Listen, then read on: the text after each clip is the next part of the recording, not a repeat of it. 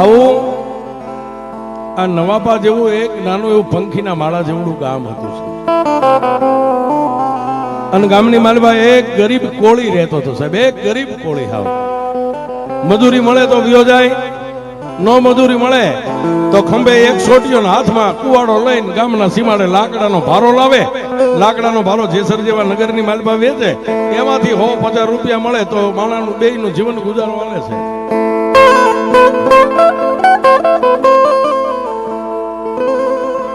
પણ વાતની મજા આવે છે સાહેબ, માણાનો સમય જયારે મોડો હોય ને ત્યારે ભાઈબંધ મિત્ર ભાઈઓ તો તમને સહારો ન દે, પણ તમને તમારો પણસાયો એનો સહારો દે. જયારે પડતી આવે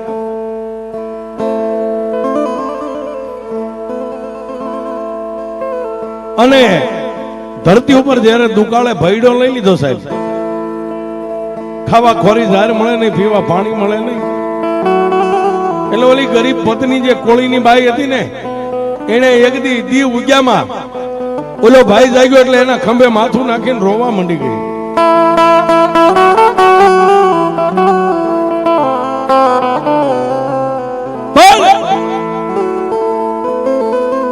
ગરીબ કોળી હતો પણ દિલનો દિલાવર હતો.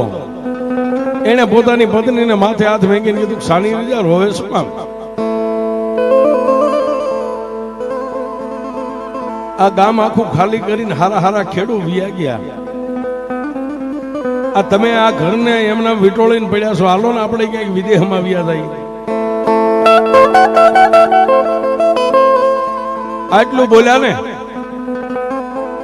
આ ઘણા ગામડે તમે જાઓ ને એટલે માણા એમ કે ઈતર કોમ રે ને જાય, આ કોળી ને દેવી પૂજક ને રાવળ ને બધા મેલડી મેલડી કરે. શું કામ કરીએ ખબર છે? આખું ગામ ખાલી થઈ ગયું એટલે બાઈએ કીધું કે હવે કાંઈ રહ્યું નથી, ખાવાય પેટીમાં લોટ નથી, આ બધા વ્યા ગયા વિદેહમાં 5 રૂપિયા કમાવા, આપણે વ્યા જાય.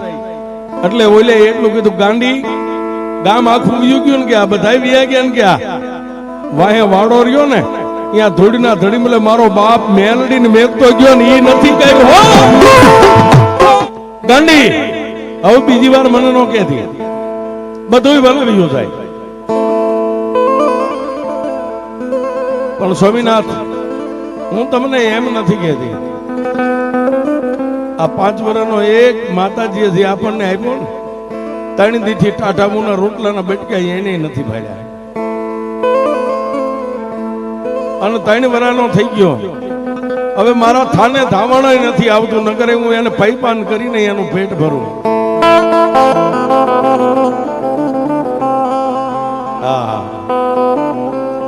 અને સાહેબ તેથી ગરીબ કોળીનો માણા એટલું બોલ્યો, ગાંડી એ જન્મ દેનારી જનેતાને કદાચ થાને ધાવણ ખૂટી જાય, મારી મેલડી રહીને એના થાને ધાવણ કોઈ દી નો ખૂટે. અહીં બેસ એકવાર હું મારી મેલડીને મળતો આવું. મારી મને ભરોસો છે સાહેબ. બસ માં તારા રૂપની જરૂર નથી, તારી ખમાની જરૂર છે. અને સાહેબ આ નો હોત ને, શિવ અને શક્તિ આપણા હિન્દુ માટે બસ 2 જ ધર્મ છે. પછી આ સનાતન ધર્મ મેં તમે જ્યાં જ્યાં બેહાર્યા, ચામુંડ, ખોડિયાર, મોમાઈ, મેલડી, આવડ, જોગડ, તોગડ, હોલ, સોસાઈ, બીજવા, આ બધા આપણા સનાતની ધર્મમાં ભગવતીઓ છે સાહેબ. પણ એ સાહેબ કદાચ આપણી દેવીઓના મંડાણને માંડી અને આપણા વડવા વિયા ગયા, અને કદાચ 100 વર્ષ, 200 વર્ષ, 500 વર્ષ વિયા ગયા હોય, મંડાણનું માંડવા વાળા વિયા જાય છે, દેવીઓ કોઈ દી જાતી નથી. અને સત્યને કોઈ દી પુરાવાની જરૂર નથી. જ્યાં જ્યાં દેવી ધર્મ બેઠા છે ને, ઈ રાફડામાં નાંગણીઓ બેઠી જ છે, પણ આ કળિયુગમાં એને જગાડનારા ઓછા છે સાહેબ. અહીંયા નહીં, આ નવાપા હોય, જૂનાપા હોય, જેસર હોય, અહીં નહીં, પણ ભલામણા સુરત, મુંબઈ, અમેરિકા કે આફ્રિકા, મેન તમે કોઈ દી માને ભાળી નથી. તમે ખાલી ધૂણો છો, અમે તો જાગવી ત્યાંથી હુવી ત્યાં સુધી આ જીભાન માથે માં દુનિયાને રાજી કરવા બોલીએ છીએ. અમે માન જોઈ નથી સાહેબ. પણ જ્યારે આપણી માથે દુઃખની વાદળી ઘેરાય અને માં બોલો આવે ને તમારા અટકેલા ઉકેલે, એટલે યાદ રાખવું કે મારા બાપનું ગામતરું થઈ ગયું પણ મારી દેવીનું નથી થયું. આજે જે મને તમને ભેગા કર્યા ને, આ માંડવો સુખનો નથી. આજનો જે પ્રસંગ માંડવો છે એ દુઃખનો માંડવો છે. માતા કેવડી હોય એ માતા સાહેબ, તમે કદાચ ખોખારો ખાઓ ને, ખોખારો ખાઓ તો 18 પાદરના ધણી કૃષ્ણકુમારસિંહજી હતા એવડી થઈને ઉભી રહી. અને હાથ જોડીને માથું નમાવો તો એક તમારી સામે તલવાર જેવડી થઈને ઉભી રહે. આવડી માતા છે સાહેબ. પણ એક દી આ પરમાર પરિવારનો ચમકતો તારલો જેને હીરલો કહેવાય સાહેબ, મારી જગદંબા ચામુંડા મારી ગઢપાવાની કાળીગાય જેને નવું જીવતદાન આપ્યું છે. માનવ જાણે હું કરું પછી કરતલ દૂજો કોઈ, આજરા જેના અધવચે રહે એ તો મારો હરી કરે હોય.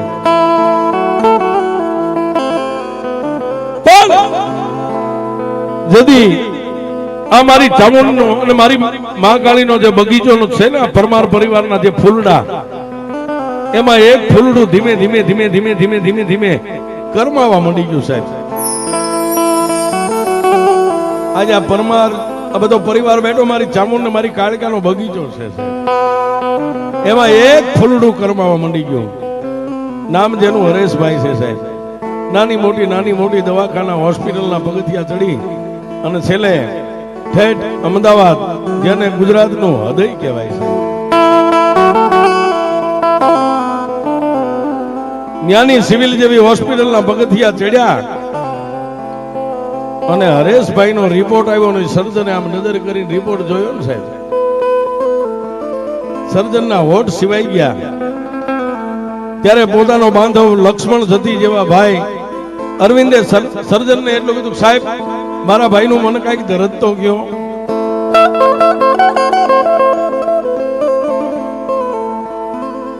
ત્યારે એ સિવિલના સર્જને અરવિંદભાઈને કાનની માલમાં કીધું કે તમારા ભાઈને આ દર્દ છે અને આમાં આટલા રૂપિયાનો ખર્ચ થાય છે.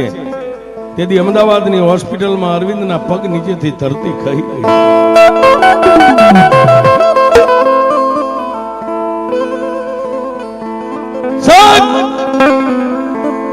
આનો કોઈ ઉપાય?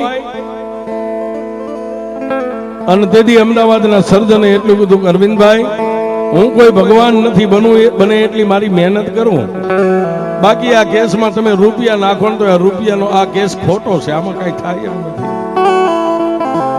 હા પણ સાહેબ,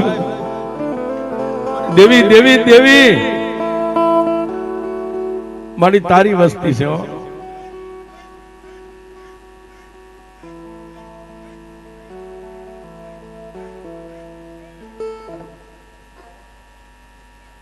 તેથી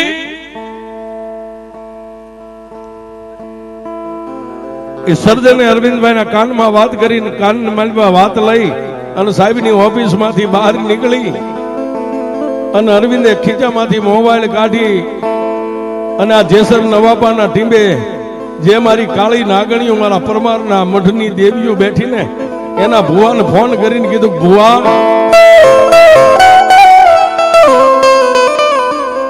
ભુવા એકદી લંકાના પટાંગણની માલપા લક્ષ્મણને મૂર્છા આવીને રામ રોતો ને, એમ આજ મારા રામને અમદાવાદની માલપા મૂર્છા આવી આજે હું લક્ષ્મણ રોવું છું સાહેબ.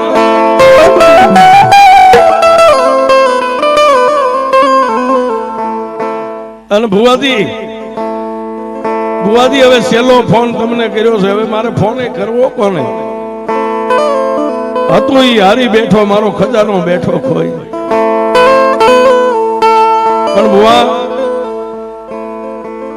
એ સર્જનના ટેકનોલોજી મશીનના રિપોર્ટ અહીં પૂરા થઈ ગયા છે અને સર્જને જે મને વાત કરીને વાત કોઈને કરી શકું એમ નથી. પણ ભુવા મેં નહીં, તમે નહીં, પણ નવાપાના ટીંબે કે કદાચ જેસરના ટીંબે જ્યાં આપણો મઠ છે ને, આજથી કદાચ 70 પેઢીમાં કોઈ એવો વડવો હીરલો પાક્યો હોય જેને હકનો હવન દેવીને દીધો હોય,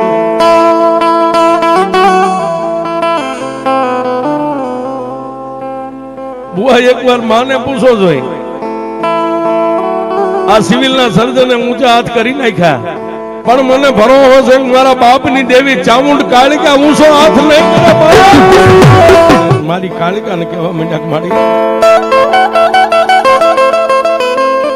મારી અત્યાર સુધી તે દેદીના અમારા બાવડા પકડ્યા, નાણાકનો કોઈનો રૂપિયો લીધો નથી, અને દેવી તારી પાસે બીજું કઈ અમે માગ્યું નથી, પણ મારી તું અમારી માં છો ને, અમે તારા બાળકો છે, અમારો માગવાનો હક છે હો. મારી તારી પાસે બીજું નહીં, ખાલી 1-1.5 દેશ હોય, અને ભુવાન ભડિયારે 1.5 લઈ અને આંખોના પલ્લાને બંધ કર્યા ને, તેથી ભુવાન ભડિયારના જમણા કાન નહીં માલિપા મારી ચામુંડ અને મારી કાળિકા બોલી, જા જા ગાંડા ગાંડા, દુનિયાની માલિપા તને ભરોસો છે ને? હે, દુનિયામાં તને ભરોસો મારી માથે છે કે નથી? અને તેથી મારી ચામુંડા અને મારી ગઢ પાવાની કાળિકા એ પાલખમાં માણા માણાનું હગું હોય ને, એમ દેવ દેવના હગા હોય. મારી પરમારની કાળિકાએ કીધું કે બાઈ ચામુંડા, અમદાવાદ જવાનું છો અને સિવિલ હોસ્પિટલના પગથિયા ચડવાના છે, એ તું ખાલી કળને હાંચવીના નવાપાના ઠીંબે ઊભી રહે, ખાલી મને ઈશારો કર, અને ભલા માણી જો સિવિલના પગથિયાનો ધ્રુજાવી નાખું તો ગઢ પાવાની એ આજ મારી પરમારની ચામુંડ અને કાળિકાના વાયકને માન દઈ, અને જેટલા જેટલા ભુવા આવ્યા છો ને, તમારી દેવીની જો 1.5 લઈને આવ્યા હોય, 1.5 લઈને 1-1.5 લઈને જો પરમારની કાળિકા ઠેઠ અમદાવાદના હોસ્પિટલના પગથિયા ચડી શકતી હોય, એ જેટલા ભુવા ખંભે લોબડી અને તમારી દેવની 1.5 લઈને આવ્યા હોય, આજ મારી ગઢ પાવાની કાળિકા જો કદાચ એક અરવિંદના આહુડે હરેશના દુઃખનો પિયાલો કરીને પી જતી હોય, અને આવા સમયે જેટલા જેટલા ભૂ આવ્યા હોય, અને જો તમારી દેવનો આયા સાક્ષી પુરાવો ને હુડકો ન આવે ને, તો તમારી દેવના મઢે તાળા દેવાઈ ગયા હોય. અને સાહેબ, મેં હમણાં કીધું ને, માતાને કોઈ જોઈ નથી, અને જોવાની ઈચ્છા કોઈ દી ન કરતા. હામી આવીને ઉભી રહે ને એટલે આખે મોતી આવી જાય સાહેબ, એને જોવાય નહીં. આ કોઈ દી એટલા બધા તળિયે ઉતરતા નહીં કે માતા કેવી છે. જૂનાના ધણીને નાગબાઈએ કીધું તું સાગર મસીયા હોત ને કેતો ગરવો આખો ગળી જાવ. ભલામણા જુનાગઢ ને જેમ આપણે ફાકીમાં હોપારી લઈને દાઢમાં મેકવી, એમ જો જુનાગઢ ને દાઢમાં લઈ લે, આવી જો જગદંબાબુ આપણા કુળમાં બેઠ્યું હોય, અને પછી તો આ દુનિયા છે સાહેબ, માથું દુખે કે ફલાણા પાઈ જાય ને માથું મટે, એ મૂર્ખ્યો થામા તારો વડવો વિયો ગયો છે, આયા મેઘતો ગયો છે, આયા